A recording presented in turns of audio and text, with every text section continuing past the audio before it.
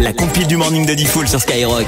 Allons-y. Numéro 3. Rémi, on va parler vacances, voyages et problèmes de valise ce matin. Ils sont à la une de l'actu.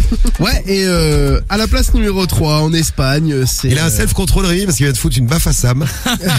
Pourquoi t'as foutu une baffe à Sam? Parce qu'il arrête pas de m'embêter. Ouais.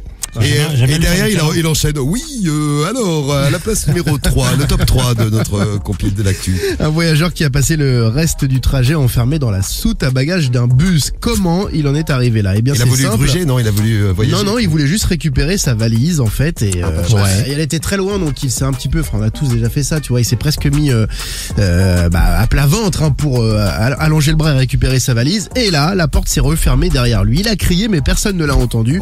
Le bus a démarré. Bon, il explique, je me suis calé entre deux valises, c'est très inconfortable, j'ai filmé mon trajet.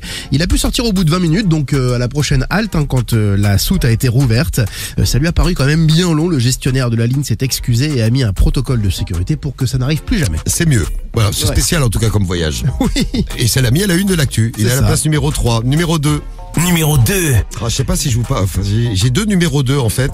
Bon, il y a EasyJet qui a facturé par erreur 48 bagages au lieu d'un seul pour 2300 €.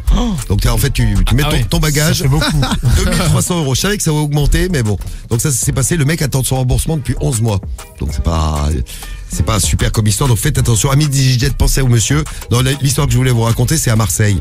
Dans Marseille, avec un truc qui a surpris tous les Marseillais, une valise suspecte qui flotte dans l'eau et qui sème la panique dans le Vieux-Port. Oh là là. Vous avez peut-être entendu parler de cette histoire si vous êtes Marseillais. Les gens se disent, c'est chelou, il y a des trucs à l'intérieur. Il y a certains qui pensaient que c'était une bombe. Il y a d'autres qui pensaient qu'il y avait un cadavre à l'intérieur. Donc plein de questions qu'on se posait. Les militaires de la force Sentinelle ont décidé de repêcher cette valise avant de mettre en place un périmètre de sécurité, tout ça. Ils se disent c'est un colis piégé, faut faire attention. Mais surprise, au lieu des explosifs, il y avait autre chose dans la valise. Qu'est-ce que c'était? Un animal. Non. Des objets sexuels. Exactement, des C'est pas vrai. Des godemichés qui ont été retrouvés à l'intérieur du bagage. Bon, l'histoire ne dit pas à qui appartient le chargement. On n'a pas retrouvé le destinataire. Ils auraient pu mettre un petit coup d'ADN On lance l'appel pour trouver à qui étaient les godes.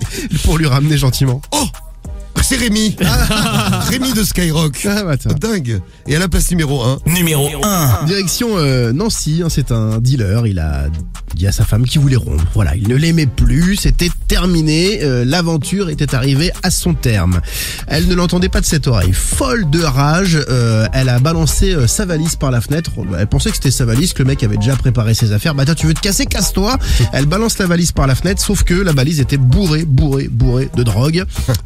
Donc il y avait 770 grammes de cannabis, 24 grammes d'héroïne et 2 grammes de cocaïne et de crack. Et en plus, le mec a eu le comble de la malchance parce qu'au moment où la femme balance la valise, eh bien une patrouille de police passe juste en dessous. Donc forcément, avec le choc, la valise s'est ouverte. Au pied des policiers, toute la drogue. Il a 32 ans, l'homme a été interpellé, tout comme sa concubine d'ailleurs.